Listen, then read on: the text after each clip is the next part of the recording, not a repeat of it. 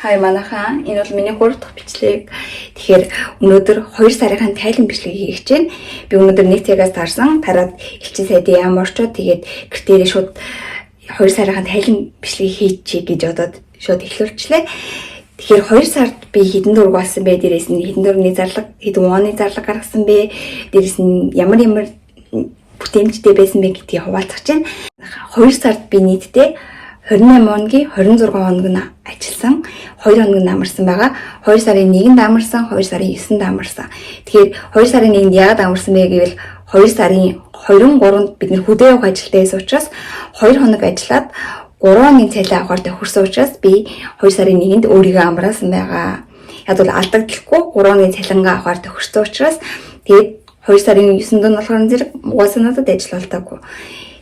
Зарим өдөр нь би 2 ажил хийсэн, зарим өдөр нь бүр гэрээсээ хоолойч шонсон, хөдөө очиж шонсон, зарим өдөр нь бүр 2-3 цагт өөрийн 2-3 цагт гэртээ ирээд ганц 2 цаг унтчаа буцаад 5 гээд ажилдаа гарсан.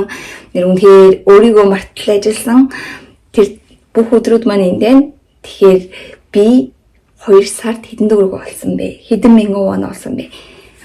Миний хамгийн их олсон өнөөдрийг хүртэл 5 жилийн хугацаанд хамгийн их олсон сар өнгөрсөн жилийн 2 сар байсан байхгүй юу? Би өнгөрсөн жилийн 2 сар 3 сая 440 мянган вон олж исэн. Энэ бүр эмэгтэй хүмүүст амар өндөр мөнгө байхгүй юу? Тэр үедсэндээ би нэг л удаа амарч исэн өнгөрсөн жил. Нэг л өдөр амраа бос өдөр нь бүгдэнд нь ажилласан.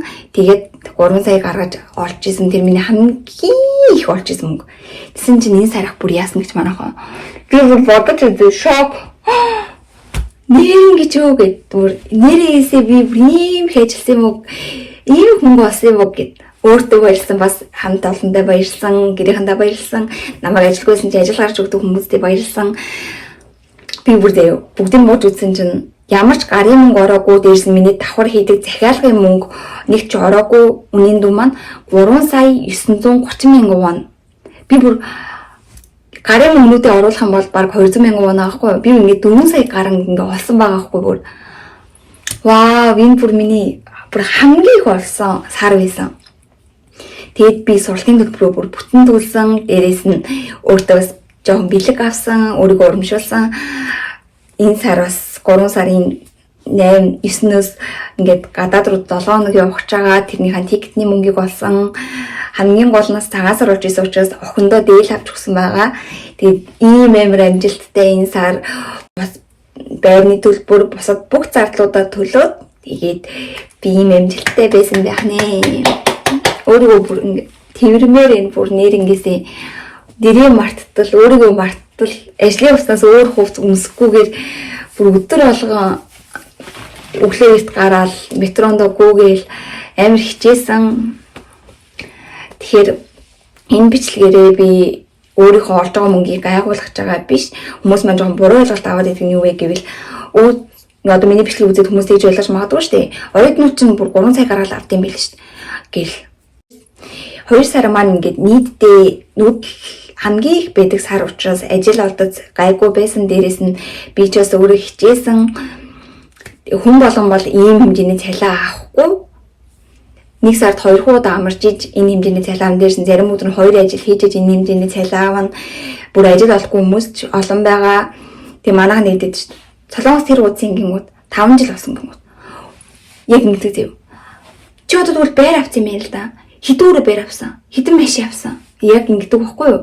Тэгээ би бүр би өнөөдөр баг сургалтын төлбөрөө хувааж төлөөгүй дээ баярлаад. Өнөөдөр гэрээсээ хөөгдгүй байрны хандурээсээ төлж чадж байгаадаа баярлаад. Яг ийм юмд хангалттай амьдарч байхад хүмүүс ингэж мөнгө хураасан уу, байрт олсон уу, машинт олсон уу гэд байг тэгдэг зэв. Тэгээ би болгон зэрэг юусаа ичихгүй. Би байр аваагүй. Би ингэж өөрийнхөө боловсрал зарцуулж байгаа. Нэг тэгж хэлдэг. Тэгэхээр манайхан яг энд бас ингээд амьдрал өрнөж байгаа учраас зардлаас гарна олж байгаа мөнгөний л бодоод идэг манайхан. Тийм учраас зардлуудын бас давхар бодох хэрэгтэй шүү. Манайхан бүр 5 жил болсон юм бол одоо баг байртаа олцсон, машинд олцсон, бүх юмтай олцсон юм байна. Юу вэ наа хар ажил хийгээд байгаа ингээл тэгдэг штэ. Энд бол бүр шал өөр шүү. Оюутнууд маань нэрээ эцэг гэхээсээ мөнгө авахгүйгээр өөрсдөө болгоод явж байгаа нь бүр баг их юм. Бүр нэрээсээ тэр хүртэл амар хэцүү өдөр болго ажиллаж ил баг арай гэж өөрийгөө авч явж чаддаг байгаа шүү. Тэгээд бас олон хүүхдүүд уран үхийн тулд би энэ бичлэг хийж байгаа. Анх бол би бүр амар голддог байсан. Хэл сайн мэдгүй, газар сайн мэдгүй, ажил хамгийн гол сайн мэдгүй. Очоод энд ажиллах хүмүүс жоох хүүхд штэ надад явуул наач ажил хийж чадахгүй гэл. Хамгийн өмнө намайг шүү гаднах үзэмжээр минь ингээд дүгнээд хүмүүс амар голдог байсан. Одоо бол тийхгүй надад тодорхой хэмжээний хэл байгаа. Одоо би ямар ч хэлийг эвдүүтэй хий чин ингээ гайгүй учрыг нь болоод харилцчихна. Ер нь бол бас жоохон өөрөө сэргэлэн болохоор юм болоод байгаа. Гэтэ манай хан одоо хараахан ажил ямар ажил өөртөө тохирохыг мэдгүй ажиллаа байнгын ажил болоогүй дөнгөж ирээд удаагүй байгаа хүмүүс маань бити шантраарэ нэрнгээсээ шүү. Надад гэсэндээ яг та нар шиг ийм үе зөндөө байсан. Гологдоол, уйлал, дуулал ажил олдохгүй бүр амар хэцүү байсан. Ажил олцсон гэсэндээ очиод загнуулаад ажил хийж чадахгүй арчигуугаараа загнуулаад хараалгуулаад уйлал ингээл юм аягээд уйлал бүр ингээл загнуулсан нойрон ана маргааш хүн ирэхт бол дүүдээ хэлээрээ дүн тэтг өдөр амрын шүү тэзэнээс манай амралт ихлэх шүү намайг дуудаарэ би идэж хамаагүй ингээ хүрээд ирэн шүү гэд ингээл дуугаараа үлдээгээл өдөр болгон бүр ингээд амар хичээж ирсэн. Тэрнээс манайхан шууд хүн болгон ийм цалин болдог гэж бити бодоорой. Дээрээс оюутнууд маань хичээл эхлэнгүүд 7 хоногийн 5 өдөр ингээд ихэнх нь ажил хийх боломжгүй болоод хичээлд явдаг байгаа. Хасан бүтээнээс өөр ажил хийх өдөр байхгүй эсвэл хичээлээ тараад орой ажил хийх боломж гарахгүй юу ажил олдохгүй юу гэд. Тэгэхээр сар болгон бид нэр ийм хэмжээний орлого олдохгүй. Хичээл эхэлснээс хойш одоо хичээл сонголтоос хамраад 3 өдөр, 4 өдөр, 5 өдөр хичээлдээ 7 хоногийн хэдэн өдөр явах уу, хэдэн өдрийн ажил олдох уу, байнгын ажил байх уу, байхгүй юугаас шалтгаалаад бүх сар ийм орлоготой байхгүй ч гэсэндээ хичээж чадах юм бол ер нь сургалтын төлбөр амжиргааны зардал бүх юмудаа төлж болно. Бүрэн боломжтой. Ганцаараа амьдрдаг оюутнууд маань эцэг хийсэн мөнгө авахгүйгээр амьдрахад тийм амар хангалттай ингээл хажуугаар нь мөнгө цуглуулаад ингэх боломж юу маш бага. Яг хосоор байгаа гэр бүлээрээ байгаа хүмүүс маань бүх юмаа хувааж төлж байгаа учраас ингээд харьцангуй бас гайгүй байдаг. Тэгээ миний хувьд болохоор зэрэг яг л ингээд сар болгон зардлаа нөхөөл, сар болгон хэрэглээгээ болгоод тийг ингэж амьдэрдэг. Та хүмүүс маань баяжаа дуусч байна гэд бодоод идэх шүү. Өөртөө тийм биш шүү. Бид нэрийг ингээл урд хормоо гэж амьдэрдэг. Яг гайгүй их юм үедээ эцэг хин жоохон туслаад өгсөн боломжтой хүүхдүүд бол яг өөрсдийнхөө хэрэглээний мөнгийг олоод хажуугаар нь цуглуулж байгаах энэ бичлэгээр маш олон хүүхдүүд уран үхийн тулд хийсэн байгаа шүү. Тэрнээс бол би ийм мөнгө олж ийн би ингээ баян цатгалан байна ч юм уу тэгэж гайхуулах гээгүй. Зүгээр үнэхээр надад гэсэндээ хоол байхгүй, өмсөх хувц байхгүй, нэг амьсгал хүртэл ингээ цоортол нэлэгдэл нөмөрчээсэн үе зөндөө байгаа. Одоо ч гэсэндээ ингээл яг ингээл боломжоор л амьдэрдэг. Олон хүүхдүүд урам авах болов уу гэж бодоод хэцүү байсан гэсэндээ тэр хэцүү цаг хугацаа үргэлжлэхгүй мэдээж хизээний зэрэг чам тохирсон ажлын стрессгүй ажлаас ажрал авч амьдрах өдрөө ирэх бах тэр хүртэл төвчээртэй байгаарэ гэж би юусэн чамааныг харуулчих. Энэ бол биби нүүд намайг ажлаас төрөд ирэх ганцаараа байдаг. Миний мөнгө цуглуулдаг хамгийн том арга юу вэ гэвэл сургалтын төлбөр болохоор зэрэг ингэж цуглуулдаг байгаа. 1 сарын 12 сарын сүүлээс хичээл амарснаас хойш 1 сарын 17 хүртэл надад боломж байгаагүй. Мерсер өгөх мөнгнүүд дээрээс нь байрныхаа 12 сард нэг ажил хийж чадаагүй учраас тог ус газны мөнгө жоохон овоорцсон байсан. Тэр мэрийгээ бүгдийн төлөөд 1 сарын 17-наас эхлээд 1 сарын сүүл хүртэл би ажилласан ч ажиллаагүй ч 100,000 вон өөр данс руу хийсэн байгаа.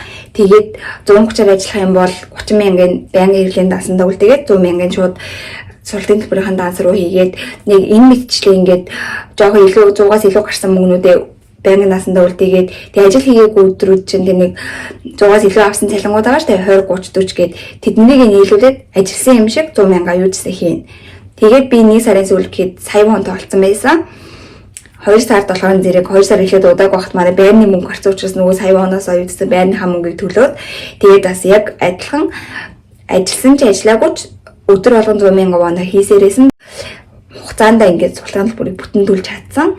Сургуулийн төлбөрөөр нь хувааж төлөх нөхцөл байдаг. Гэхдээ хувааж төлөхөөр би амар стресстэй гэдэг байхгүй яагаад гэвэл нэг 2-3 7 болоод хэдэн төгрөг 2-3 7 болоод хэдэн вон гэд ингээд хар бүр амар ингээд удаан хугацаанд төлөөд байгаа юм шиг тэрийг за одоо төлбөр гэж бодоод ахаар амар стресстэй байдаг. Тийм учраас энэ 4 жилийн хугацаанд би ганцхан удаа сургуулийн төлбөрийг хувааж төлж үзсэн.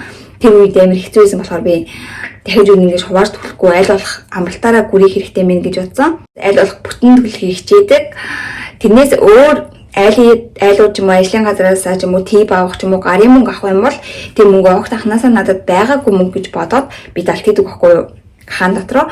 Тэгэх юм бол тэр мөнгө чинь яг багчсандээ 10 20 30 гэд ингээд хийгээд тах юм бол угаа дансан даах юм бол хурд өргөдөн штэ энийг дэлгүүрээр кофе аваад ч юм уу дэлгүүрээр жоохон хэрэглээний хамиг аваад алгуулчихна. Тийм учраас тэрийг анханасаа байгаагүй гэж бодоод далт хийждэг. Тэрнээс өөр нэг бас арга байгаа. Би хандаа. Тэрнээс өөр нэг арга нас юу вэ гэвэл би өмнө яг байрнаас гарахаас өмнө энэ байранд орж ирэхээс өмнө нэг мөнгө цуглуулдаг арга байсаахгүй юу? 7 хоног болгоны 5 дахь өдөр ингээ найз нөхдөдөө уулзах эсвэл ингээ уулзалт цуглаан ч юм уу жоохон гармаар санагдаад кофе уумар санагдаад ч юм уу тийм өдрүүддээ мөнгө өрөхгүй байх арга гэж бодоод 7 хоног болгоны 5 дахь өдөр цалингаа эдээ данцаар авч чадсанээ ATM ороод 50,000 вон аваад тэгээд заавал тэр хаана ингээ хийдэг байсан. 7 хоног болгоны 5 дахь өдөр.